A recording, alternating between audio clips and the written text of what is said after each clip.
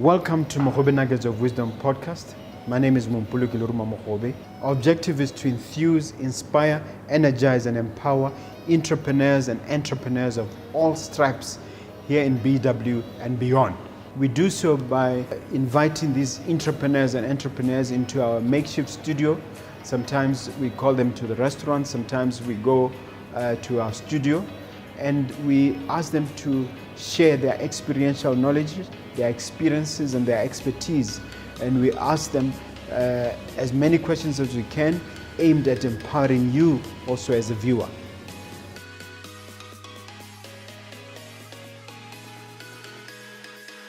Hello dear viewer and listener, my name is Mompoloki Lerumo Mogobe. Let me welcome you to another wonderful, wisdom-packed episode of Mogobe Nuggets of Wisdom. We always try to bring you life-changing, impactful information and actionable information for that matter that can help you improve your lot in life. But let's work together, guys. A small favor, that's all I ever ask. Just strike that subscribe button. Please, we need your support.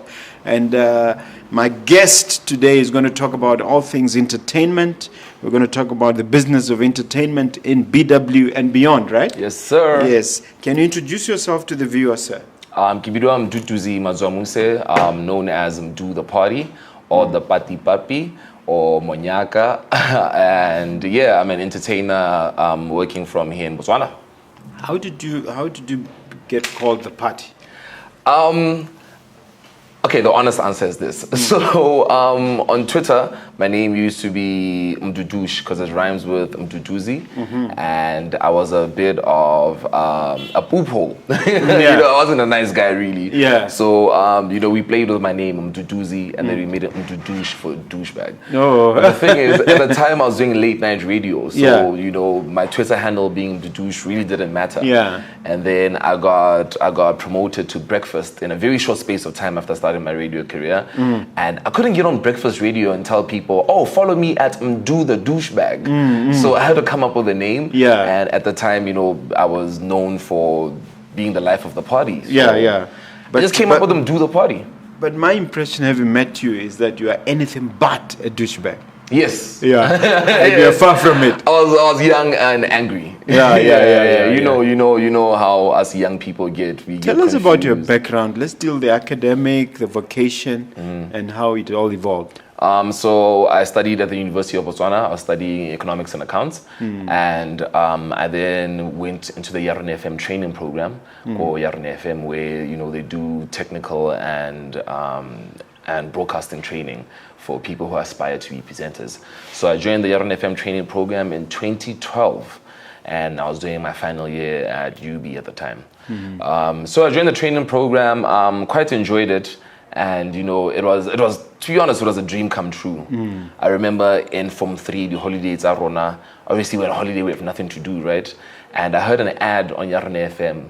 Khote, do you think your voice is better than our newsreaders or the people who do our adverts? And if you think so, come by Yarn FM and we'll record you and give you a chance. Ke be ke pagama kombi ke tswa mo phase 4 e tloko route 6 mo lo ga dada pagama kombi be ke go lo ga stopong le gore ka Yarn FM kana ke bala Form 3 ka peresha taping. I remember that day like it was yesterday. Ka peresha taping ke lo re ke khabile ka to go make an impression. I got off the bus stop, I crossed the road, and I hopped into Tlokeng Route 6 going back home. I did not make it to the Yarn FM studio. I was scared. I was young, I was terrified. Cold feet. And I think it's because the dream for me was so big. Maybe I was too young to realize it then. And I was too afraid to take it on because, I'm young. What do I know about what I really want? What happened next? I took the combi, went back home and just forgot about it. And, kept on with my school, I stayed my Form 5, went to UB. And eventually the training program popped up. I had a friend called MOG. He used to host the Drive Time show as well. MOG was my friend called GSS. I was my senior, about Form 4, about Form 5. And he was on radio. And I know MOG. And I was just like, bro, I think I'm cooler than you, fam. Yeah. And he's like, oh, sir, trust me, you can be cool as much as you want, but this thing is not a joke, this radio thing. So, he took me to the studio to go do some voiceover ads. and I was terrible. What year was this? This was in probably 2011. Yeah, 2011. I was doing my third year, somewhere there. And he took me to the studio just to introduce me to what radio is. And, just to do some voiceovers for ads, so they can capture my voice. It's called a voice bank, where they capture prospective voiceover artists' voices so they can sell them to clients. So, I had to just go record for a voice bank. I was terrible. And, I was just like, no, I don't want to do this. And he was like, no, actually, I see you have the love, the passion, you have the character for it, you have the personality for it, you have the voice for it. And come back, man, join the training program. So now that thing was 2011, and I was doing internship because of my degree that I was studying. Yes. And during my internship, I was this guy with dreadlocks, piercings all over my face, but I'm wearing a suit and a tie. So even my colleagues were like, bro, is this what you really want? You really want to be an economist? I was like, yeah. And they look at me like, but you're so funky, dude. You're so cool. And then the training program popped up. I applied. We had to do a demo. I made my colleagues at Pepper listen to it. And they were like, Chief, this is your destiny. This is where you belong. I like the funky, the cool part. Yeah. What do you think influenced your gravitating towards radio in terms of entertainment in general? Music. Tell us about that. My dad loved music. And we didn't have the tightest of relationships, but that man knew his music. And if you meet my siblings, we are all musically inclined. We love music. Our characters. Did he play an instrument? I don't believe he played an instrument, but he used to collect so many records. He used to have such a crazy collection of records, and on a daily basis you'd hear different records. He used to have a record player, and that was his prized possession. As a kid, I knew never to touch it because that's his. But the music, he's played a lot of jazz and all of that. And obviously, as I kept growing up, I also started to understand what music was really. And he would introduce me to different genres. I found out about hip hop through my dad. And for me to really connect with hip hop had to be a traumatic experience, of course. But to connect to the hip hop, he's taking me to boarding school. I'm the boy, last born, I'm the only boy child. So I was spoiled rotten, I was nurtured. But now all of a sudden I have to go to boarding school in Zimbabwe, and I don't like the idea of it because it's so far from home, right? So my dad is driving me. This was in your teens? No, I was 9 years old, Mr. Mogobe. I was a kid. And my dad is driving me to boarding school in Zim, and he played the Slim Shady LP on our way there. That's how I got introduced to Eminem, through my dad. And a funny story, when I met my brother, my dad had a kid that we didn't know about, and eventually, you know how these things come out the woodworks. So we eventually met. And my brother had a D12 CD that my dad had bought him. So I'm listening to Slim Shady, my brother's listening to D12, and it's my dad who's buying us these CDs. That's how we got into hip hop. Right now, if you told me to bust a rhyme, I would rhyme. Because I might ask you later. I got you. So that's how I got into entertainment, just my love for music and my appreciation for it. Just music does something to me. Okay. Yeah. Now, you've already mentioned about your dad. Did your mom have any similar influence on the entertainment arena? No, not really. My mom was always so chilled, soft woman, just wanted us to study hard. She gave up a lot of her life just to make sure we get the right education. I went to really good schools. I went to what some people may call the best schools in Africa, really, because my mom sacrificed everything for our education. What schools are these? I went to Falcon College. I've been to Petra as well. Falcon College is in Zimbabwe. Zimbabwe. Yeah. Okay. It was a good school because I was also a sportsman, so it was a good school to nurture my sporting. I played rugby. Yes. I played for the national team as well here Still in Botswana. Do? No. Okay. There's nothing wrong with you playing. I would love to though, but I just need to give back onto the field. Yeah. So my mom really was just really more of a get your education right. She's a homemaker. Yeah. So was my dad. My dad was an educator. He's the one who actually started the Khanti school. Before it became Khansi Senior, it was just Khansi in the school. Khansi, he was the first principal there, a refugee from Zimbabwe at the time. We're here to talk about the business of entertainment, really. I mean, we're talking to entrepreneurs and encouraging entrepreneurship. So from that perspective, can you just tell us your past business ventures in terms of your foray into business? So first it was passion before it was business.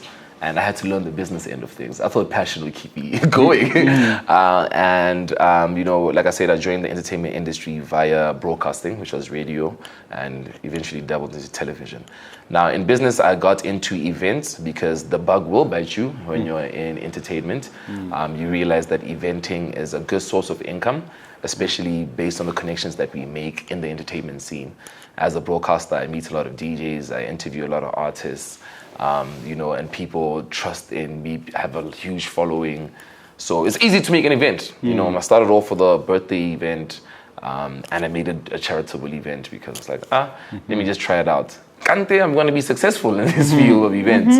Then, I dabbled into other events, including... Were you offering MC work and DJing as well? This was before all of that. Yeah, that was before I picked up the mic, to do MCing and that. I just wanted to do events. So I did an event called Pay What You Want, Music Fest. That was my birthday event. And the idea was that if you want to come and party with Mdu Tha Party on his birthday, all you have to do is this other spot campus. All you had to do is pay what you want to enter the venue. The DJs, because like I said, because of entertainment, we make a lot of connections. Did you manage to make profit? I did. Pay what you want. Pay what you want. They're paying an average of what? So the trick is it has to be a note, and it's one note per person. So you can choose however much you want to pay, but it's one note per person. And just to make sure that people, I was like, okay guys, let's do this for charity. And at the time, I was working with Kagisano Center for Women. And yeah, we made it a charitable event. So I made sure I communicated. So my guess is an average of 100 pula per person. Yeah, 100. We made over 20K that night, and our costs were zero. Literally zero.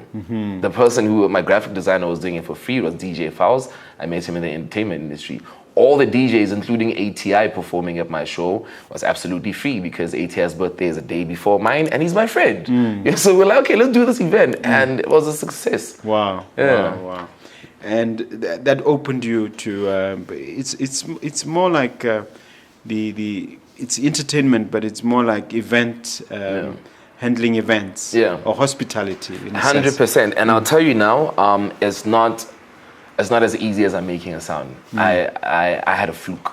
I was lucky. I had all the right ingredients to make a success. Then I continued in the entertainment industry, in the eventing industry, and I realized this is not a game. This is not a game. And then, I started really failing in that department because I wasn't savvy. I didn't know exactly what it took, especially now because it wasn't favors time anymore. So the first fluke led you into a false sense of comfort? In a false sense of belief. I believed I know this. This is my stuff. Yeah. I'm usually lucky enough to get things right the first time. I'm blessed in that department. But I then learned very fast that it takes more than luck. So any other event after that one? Yeah, I did a thing called the Playfest, where I looked at so because I'm an economist, we understand what globalization is and the adverse effects of losing out on our culture, Botswana. So I use that knowledge to try to bridge a gap between today's generation and yesterday's. And I believe I'm part of the generation that's right in the middle. So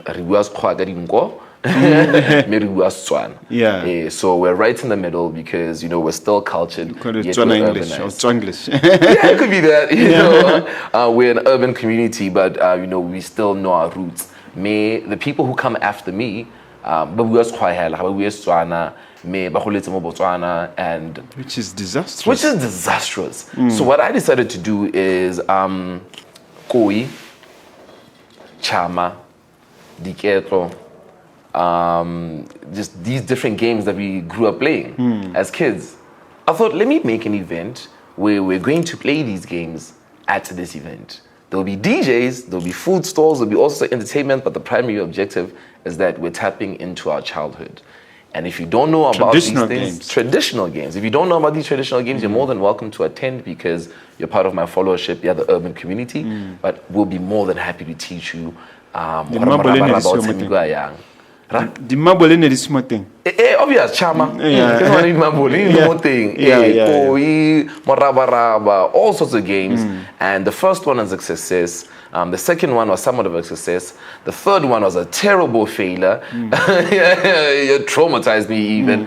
I had to get out the game for a while after that. But yeah, and that's when I learned that maybe my role in the eventing industry is not to be the coordinator, but to be the MC and the DJ. You know, that's when I had to learn the hard way because I was dealing with a team of a lot of people and I was their leader.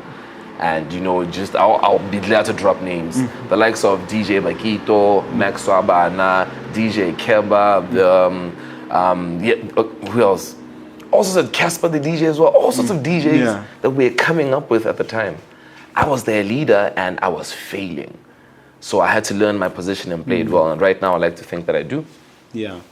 Who's your hero?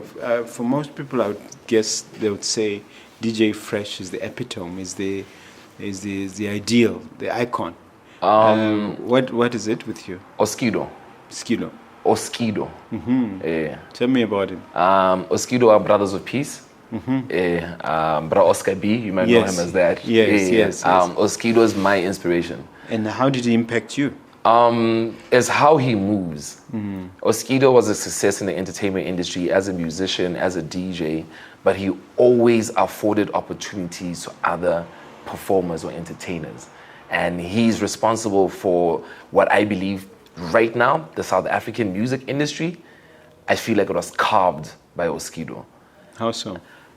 So, Brothers of Peace, back in the day, making so many waves. DJ Christos is also making waves in the streets. You know, they're releasing music, they're recording music, they're packaging it in CDs and they're selling it in the streets off the boot of their cars and everything. Good eventing, right? That's how the underground scene was popping up. And then what Oskido would do is that he would find talent. He was such a good scout for talent. And you know, they have a group and what can you do? Oskido's like, okay, cool. I've raised some funds playing at these clubs. I'm going to buy studio equipment and then you guys can record your music and then we're going to print the CDs and sell them and do this and that. And that's how the birth of Kalawa Jasmine happened. And he then started creating black coffee. Black coffee is a product of Oskido. I didn't know that. Because Black Coffee is an upcoming DJ and Oskido's like, okay, I see the talent, I hear you, but you don't have the resources. So what I'm going to do, I'm going to invest in the resources, give them to you, set up a studio and work. Release the music, I'll help you market it or however I can assist. DJ Tira of Durban's Finest, same thing. That is Oskido. Oskido's like identified talents, bought the equipment, bought the studio, gave it to him and like, okay, make music. Right now, they run the world in terms of music. And it's Oskido's hand just saying, yo, here's a layup. And here's assistance. I don't want much from you. I want you to be the best version of yourself and I can see what you need. A little nudge, you know, and I like to think of myself as such in this industry because... Are you doing something similar? I've been mentoring young people for a very long time, Mr. Mogobe, and it's something that I'm very proud of. I'm young, I'm 30, and you know, I look at the people that have gone through my hands and I'm appreciative of it. Already? And I'm appreciative of it. You can drop a few names. Yes, I don't want to claim that these people are there because of me. You know, they're already on their way there. All I did was give them a platform or give them a sharing opportunity with them, and they did good. Like I said. So you learned from your mentor and you replicated. Pretty much. I didn't even know I was replicating. I guess I was just doing what I thought was the right thing to do, the most natural thing to do. When I joined Yaron FM, funny story, quick story. When I joined Yaron FM, the first show I was ever awarded, I was awarded in 2012, which means I'm pretty much celebrating my 10-year career right now. Congratulations. Thank you very much. That's the only reason I accepted an interview. I don't do interviews. Oh, okay, that's good. I thought, let me do something nice for myself and share a story, that's right? Good. That's so in good. 2012, I'm young. I'm one of the very few people in our group of trainees, which included the likes of Lerumo, of Flavor Dome and Yarne FM. We're part of the same training group. And I was one of the people who was awarded a show for myself. Everybody was paired up and everybody, but now we've got our show, all you knows.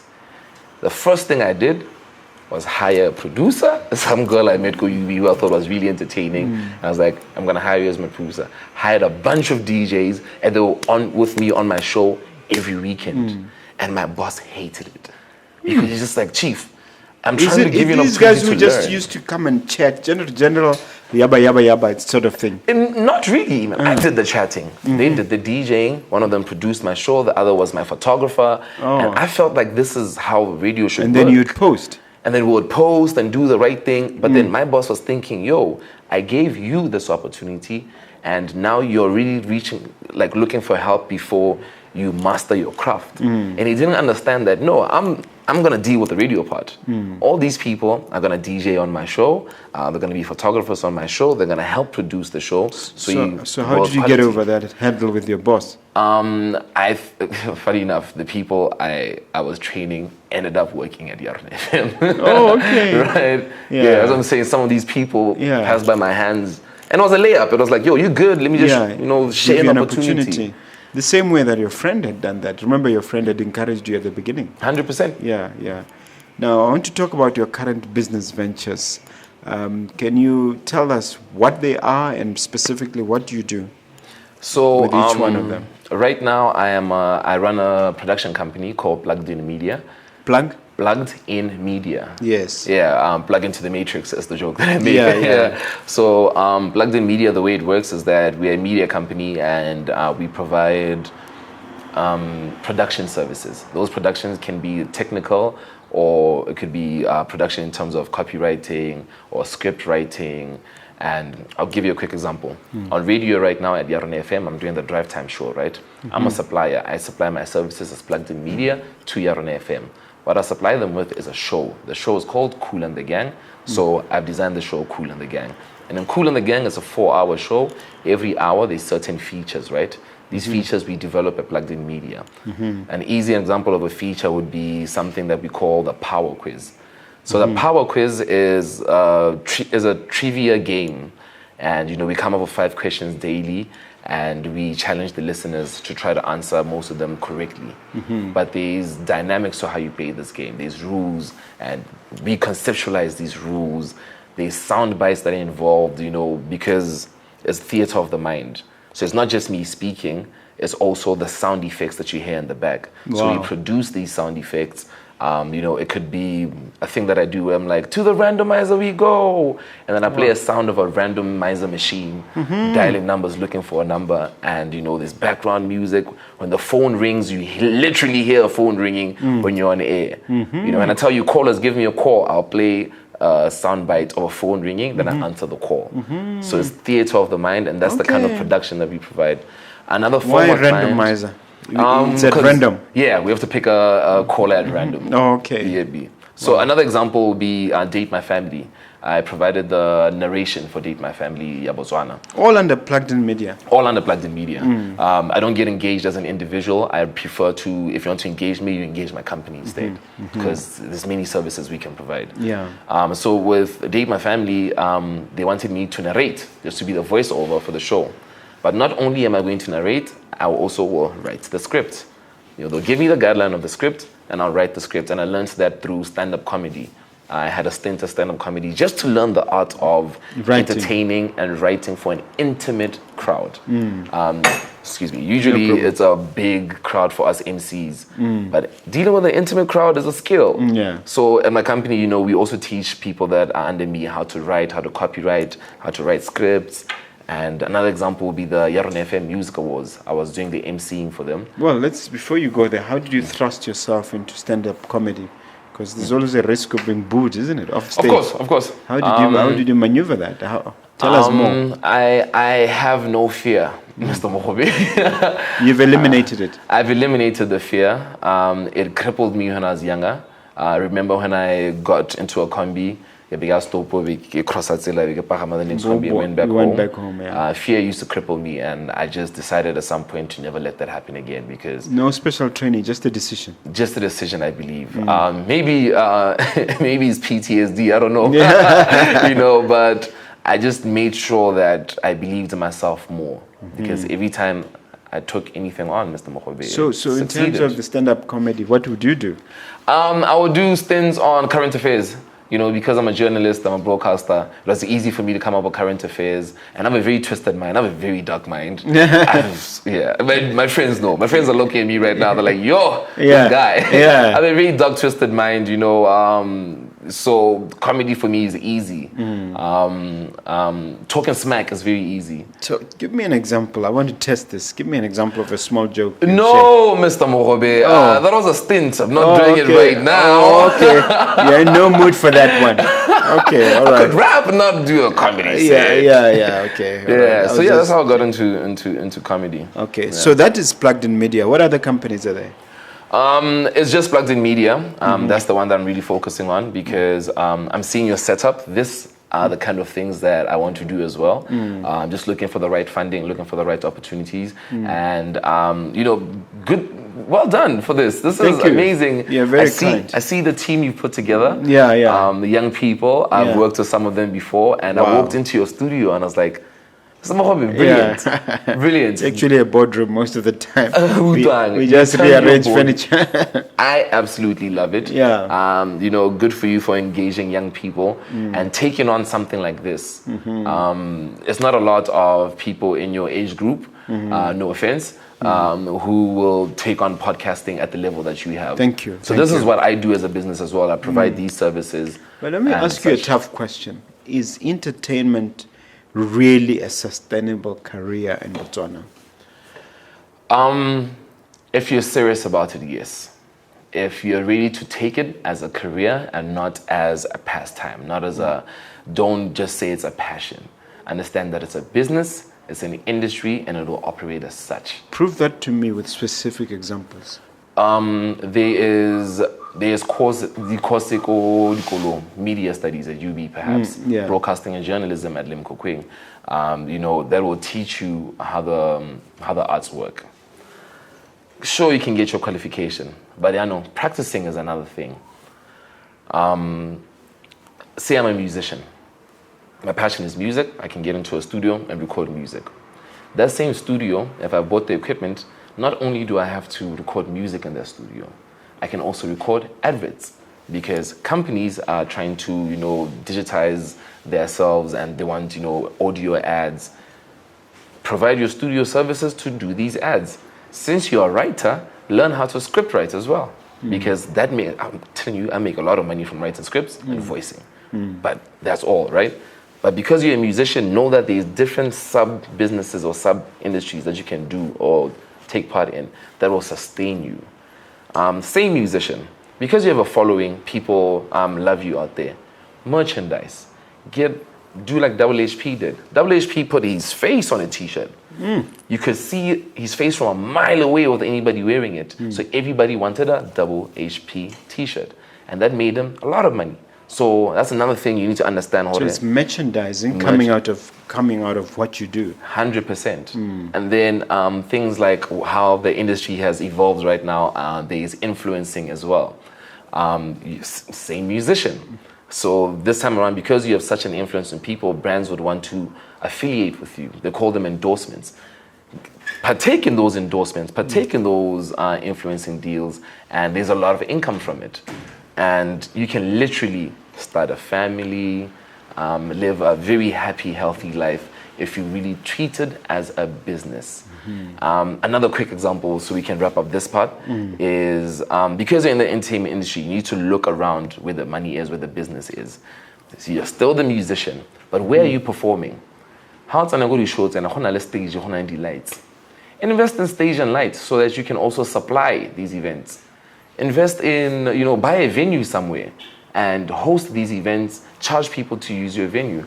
Provide security services because everywhere where you are as an entertainer, as a musician, there's security. So start a security company.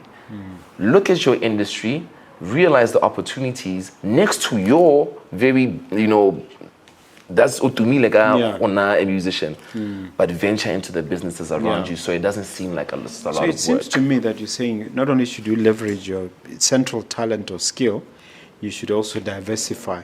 Using you as an example, how have you specifically done that?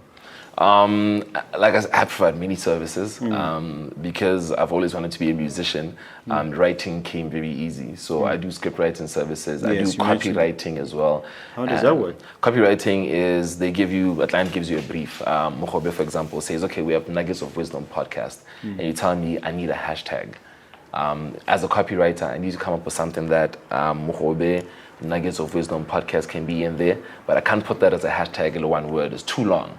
So what we do is that I come up with creative ways and understanding the human psyche, come up with something like Mogobe Nuggets. That's the hashtag. Yeah. And we're done. You see how easy that was? I get paid a lot of money just to do that. That's the copywriting part of things. Shall I sign a check now? Yes, please. Yes, please. And still, what are other areas of diversification? I'm a voiceover artist, and that has scored me gigs such as Date My Family. I do a lot of ads for corporate clients as well, where they want a voice. And I have my speaking voice, I have my But is it scalable? Is it scalable to the point where 100%. You can become multimedia? 100%, Mr. Mogobe. I'm telling you, it's very easy. Yeah. Voiceover artists make a lot of money because that thing is a skill. Talent is a blessing, 100%, but it can also be turned into a skill that will get you a lot of income. If people are used to how nice your voice, how soothing it sounds, adverts would want to use your soothing voice. So every time you record an ad, right now the going rate is about 1,000 bula to even 6,000 bula per ad. And imagine you do, say, 10 ads a month. You've made 60,000 bula just from sitting in a studio for 5 minutes each session. Wow. Yeah. So the potential is huge. The potential is huge. Let me ask you something still on that point. I think some years ago, HE brought in a gentleman called Steve Harvey. Yes. Who's an institution in terms of 100%. media. And obviously, HE saw something that maybe the average person didn't. And a lot of people were skeptical. Why bring these fancy people? Why bring this Steve Harvey for what? Where's the benefit? Similarly, when he brought, Strike Maziwa, there were similar rumblings. Yeah. What do you say is the benefit, and have you yourself identified any direct benefit from bringing these celebrities to come here? At the risk of sounding political, the Steve Harvey move, good move, but obviously it was a personal move because they're personal friends, and the rumors about just how they met. And to him, it's a personal project. And I understand it, because he needs to tick a box. But I'll tell you, I think it's a good move. Sometimes people just tick a box just to keep it moving, but it affects us, right? And it's going to affect us in the right way because, like you say, Steve Harvey is an institution, and he is in America where the world of entertainment is a huge thing. The broadcasting is what we call the fourth estate. If right now a coup was to happen in Botswana, the first people God forbid, the first place that they'll start is the radio stations, the TV stations, because entertainment is such a powerful unlike in Sri Lanka where they end up in the swimming pool.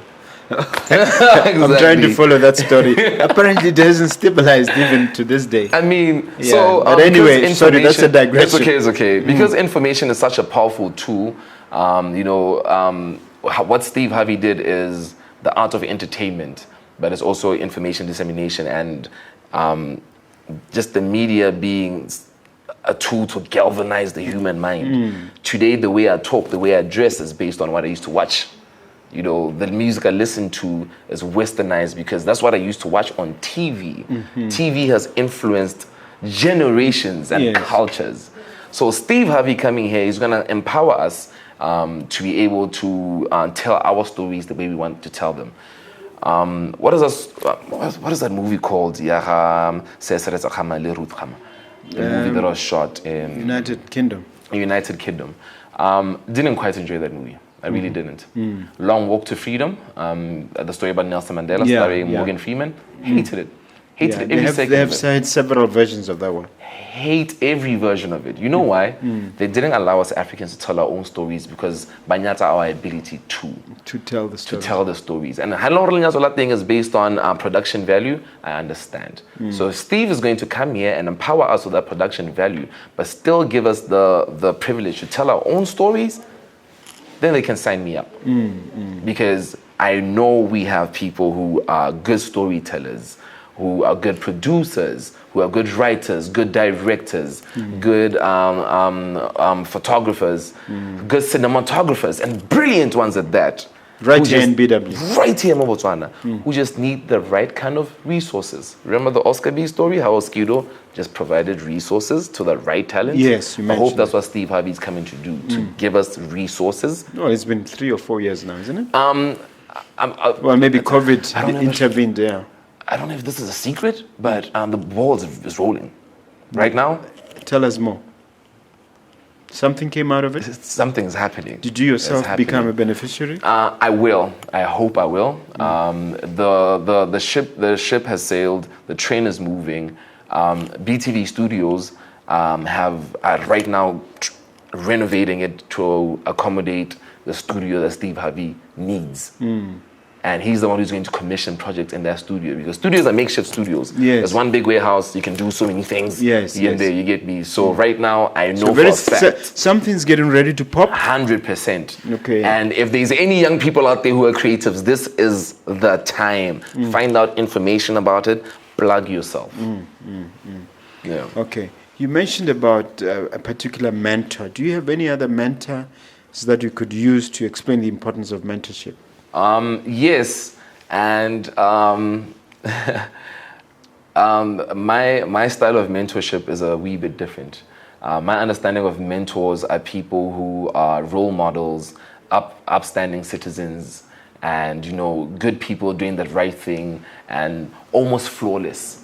That's what I thought mentors were. You mean angels? 100%. That's what I thought mentors were. And, I found it very difficult to find one for a very long time after I realized that they've always been around me. All I needed was just to tap into it. They say when the student is ready, the teacher will show up. Yeah. So some of my mentors right now include a very good friend of mine, Drew Chadhall. The whole entertainment industry knows that him and I are like soul. Yeah, we're inseparable, him and I. We're pretty much age mates, but he's my mentor because I just love his tenacity, his will to work, his brilliance. What's he sharing with you? We do events together. Chill Step Sundays is his brainchild, and I'm the face of Chill Step Sundays, because I found my way in there.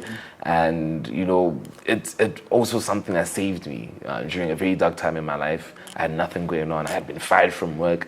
And Drew believed in me, and he made sure that he's going to put me under his wing. That's when you revealed that dark side that you had mentioned earlier. The dark side existed before. Funny enough, it disappeared during my darkness. I think I had to go through real darkness for me to understand that I'm not that person.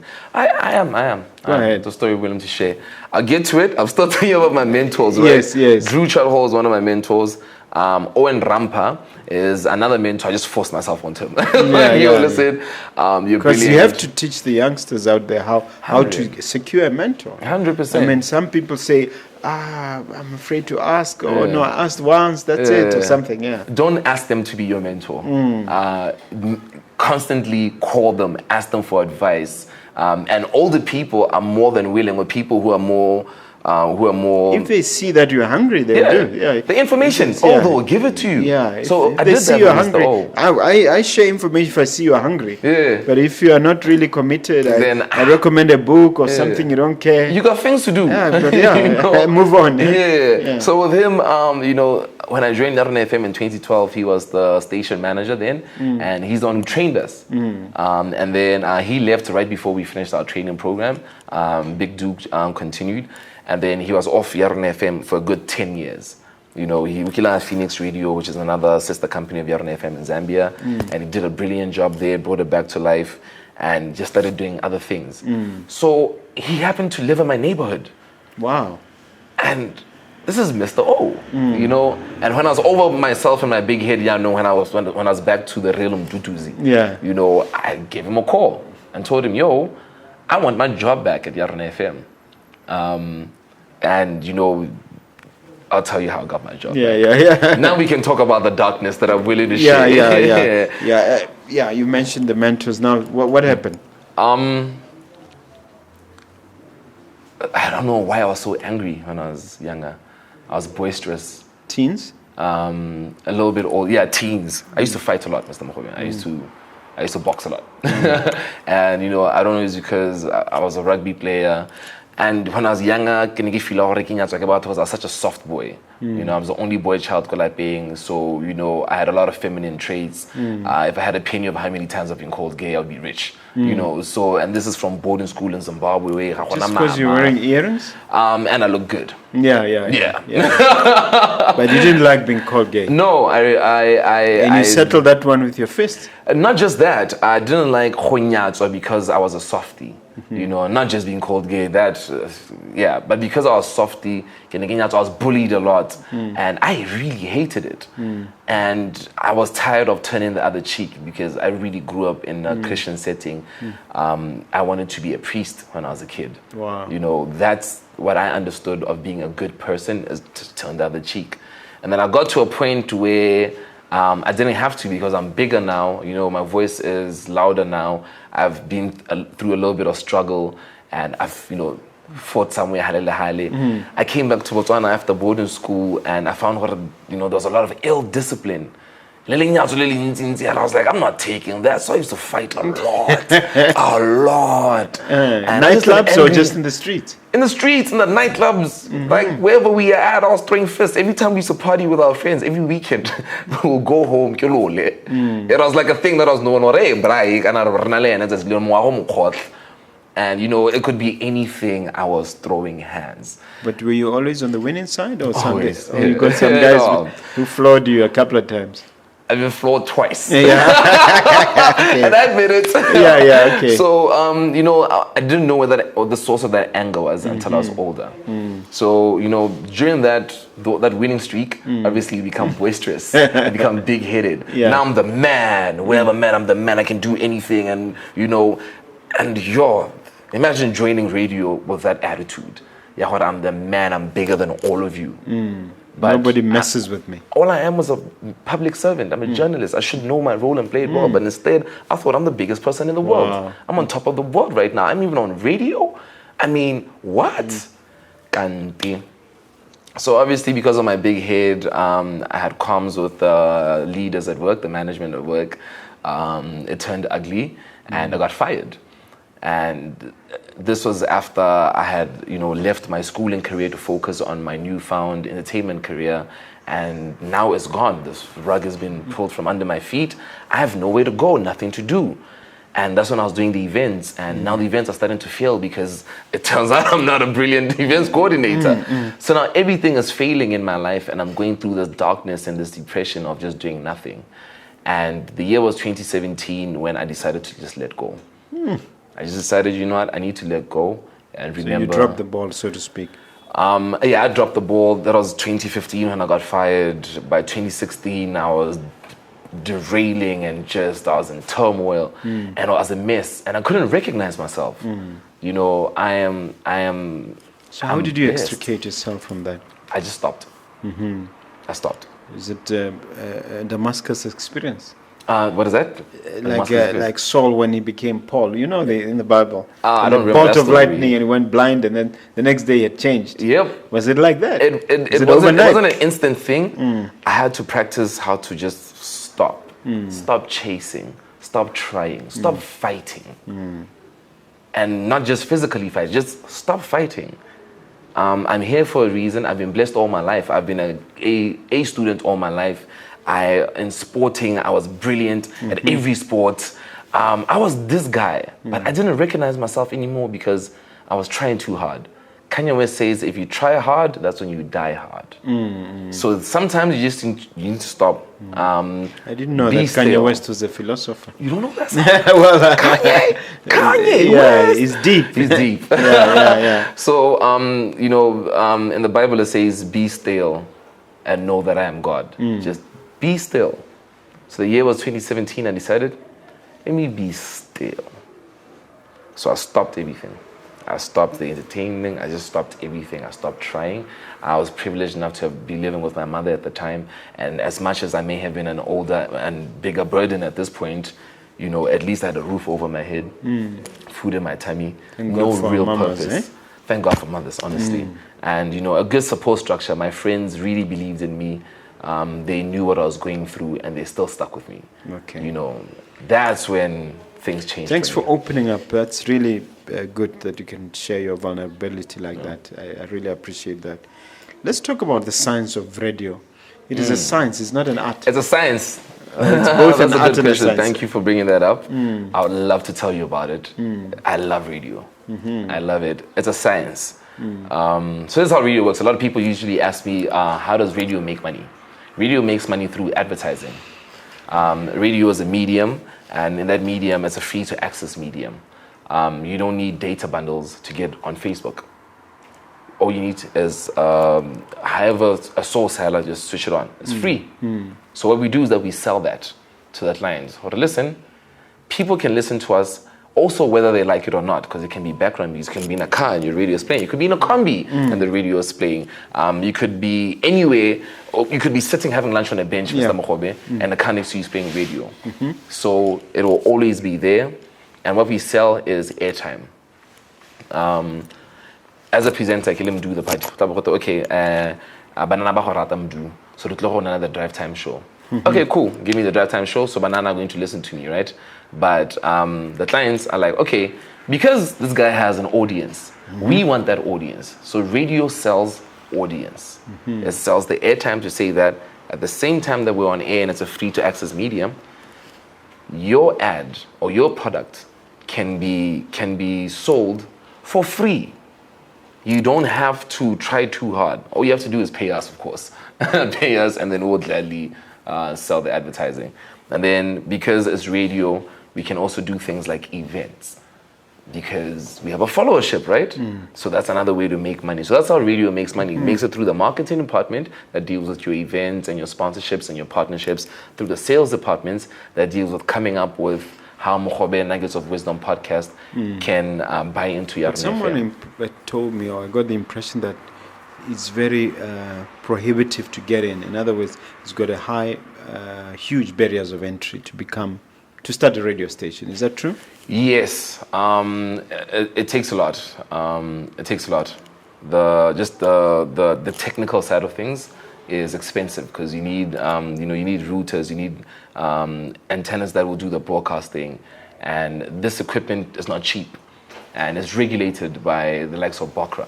And Botswana, we are lucky enough to be such a united people. I hope that even competing radio stations work together in order to broadcast like Osowa.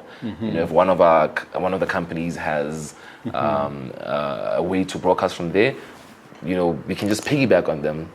And so the barriers of entry, Bokra as well needs to regulate it, because we are such a small community, only 2 million. How does it compare or contrast with social media, and which one do you say is more of the king of the hill, as it were? That discussion there's a lot of points around it. Radio is going to remain king. And the reason why that is so is because of the ability to alter the content.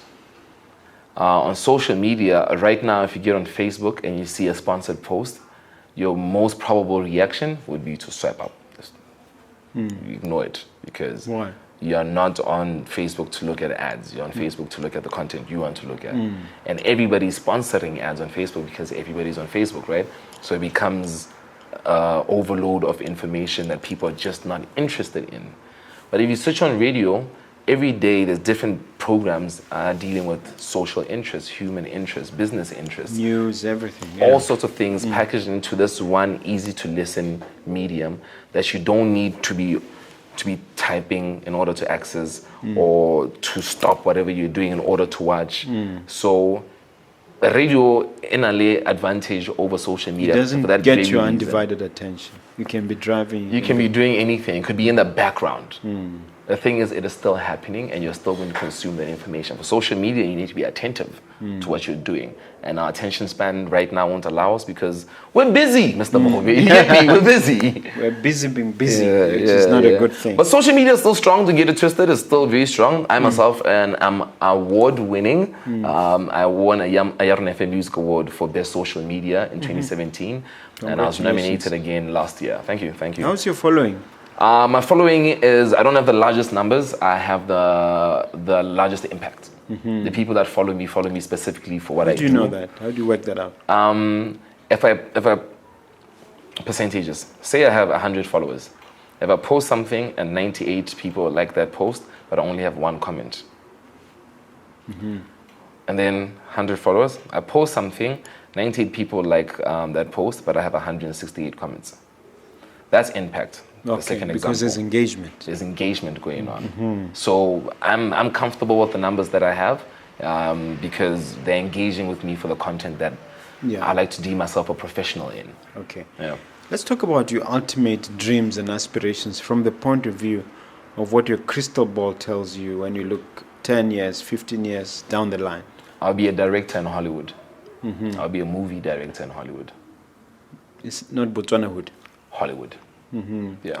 Why do you have to go to Hollywood to make it? Can't you make it here? Of course I can make it here. I want to make it in Hollywood. I want to shoot movies. That's my goal. That's my dream. I want to shoot movies. I shoot a lot of TV shows that I publish on social media. I've gone to Botswana, and I've worked with other TV productions.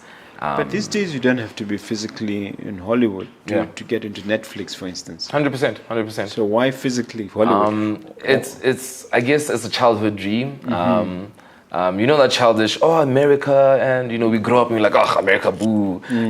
But the one thing stuck with me was that I want to retire in Hollywood. I want to work there as a director, and I want my life to revolve around the art scene that side. Okay. Yeah, it's what I want to do. Yeah. Is it a Spielberg type of director or a Tyler Perry type of director? Spielberg meets Tyler Perry. Yeah. The reason why I say Spielberg is because I love the projects that he tackles. Christopher Nolan, I particularly enjoy him for his storytelling. Zack Snyder for his cinematography, and Tyler Perry because of just his generosity. That's, if I could take all of that and make it me, I'll be happy. I can die happy. When are you making the transition then? I'm patient with myself. I could be 60 and move to Hollywood and start directing at 60. I'll be fine with it. As long as that dream is achieved, I'm okay with no matter how long it takes me.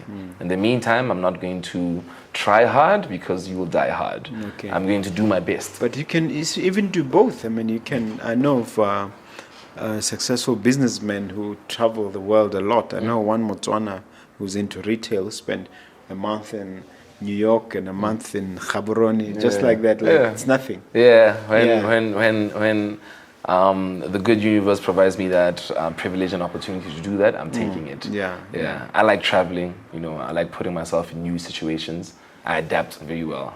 I've literally lived What did you everywhere. say are the pros and cons of being a public figure? I'm asking for myself and for people out there, because as you become popular and successful in the entertainment industry, you become a public figure wittingly, or whether you like it or not, unwittingly, I mean. So what are the pros and cons? What are the dangers?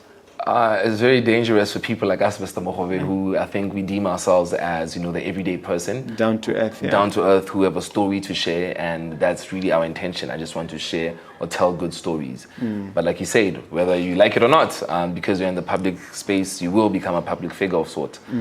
And one of those dangers is forgetting or not taking it as seriously as you should that you're in the public space.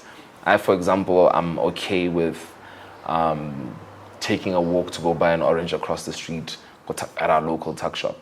But you may have a drunk fan who believes because he's listening to you every day, he knows you so well that you owe him that knowledge or that friendship, and you have no clue who this person is. And they could be drunk, and it could turn physical because they know you don't know them. You don't know that you're in danger at all. Or you they can want also a selfie when you're not ready for it. That too, and then you're going to be deemed as pompous, and then they're going to tarnish your name, saying that, oh, Moto, hey, like what that guy tried to do with Chama Girl, and luckily she captured it on video, like but you get me. So people imposing themselves onto you is a very uncomfortable thing. Those are the cons. What are the pros? The pros is that it's very easy to get by. It's very easy to get by.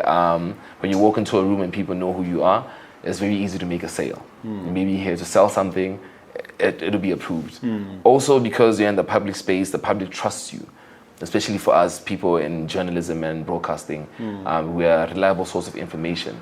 So once we retire in the broadcasting department, we can take on roles such as PR practitioners and become PR managers of big companies that are trying to earn the trust of the nation by literally just putting your face and paying you just for saying, yo, listen, just go speak for us. So it does help. Yeah, it really helps. Because the other side, which is the nasty side, is this thing of identity theft, which I've experienced. Phishing and I don't know whether you've I don't think I'm that popular. I've never been catfished. I've been hammered. People have been hammered pretending to be me, and I'm really fed up with it. In the sorry context, to hear that, they talk about me being into crypto or into because you're a businessman, obviously that means your name carries weight in the business community. It's terrible. I'm really sorry to hear that, man. That's crazy. People do that, pretending to be me and taking. The other thing they go into is forex, and it's sad. It's sad. All right, here's your chance to hit me with a question, sir. What questions do you have for me? What questions do I have? I'm usually the guy who's doing the interviews. But I think they told you, didn't they tell you that you have? Yes, actually, they told me as soon as I sat down. They're like, you have to prepare a question. I'm like, you should have briefed me. But Mr. Mogobe, I want to know something. As a businessman, you obviously have ventured in multiple different businesses that were, I'm assuming, lucrative. And what's your take on the entertainment business? I see you've invested in a production of this sort. Have you grasped exactly what you're doing and the potential of it? And how much are you really willing to invest in this? Are you willing to buy a warehouse and buy more equipment, spend millions, knowing that the business is you can possibly sell those shows and make multi-millions from it? And you can. But how's your understanding of it? That's a very, very good question. Every day I learn something new in terms of what can be done. For me, it's just been a labor of love, an opportunity to share on entrepreneurship, to enthuse, to energize, to inspire, and to empower, all those things. But it's never been a money-making scheme, but it is gradually becoming that, because now we're at the position where we are getting a sponsor, and there's so many other possibilities which I'm now beginning to think of, and meeting somebody like you obviously is an opportunity to look at the business plan again, and to see how it can be improved upon. So who knows, maybe next year you come here, it'll be a totally different setting. 100%. I'll be glad to consult. I mean, we're in the business of real estate. We have warehouses that we have tenants occupying, and we certainly have lots of space in this building, and there are actually some tenants in the third floor who have converted a whole floor that they're renting from us. So possibilities are endless. I'm happy to hear that. I'm happy to hear that. I'm open to hearing more from you. 100%. For now, I'm happy to empower others, and to work collaboratively with other creatives. Good for you. Thank you for dabbling into our industry. It's good to see. Like I said, I watch your show, and I'm always blown away about how you're such a well-established businessman, and you're taking in the world of podcasting. And I see you're doing this because it's a labor of love. You really want to share these nuggets. Thank you. 100%.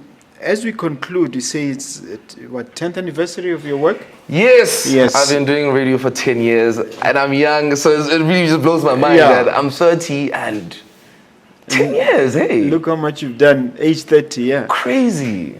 Look at that camera, say, and leave that viewer with something inspirational, something motivational in the context of your 10 years, in the context of summarizing what we've shared. Leave them with, a take home, as it were.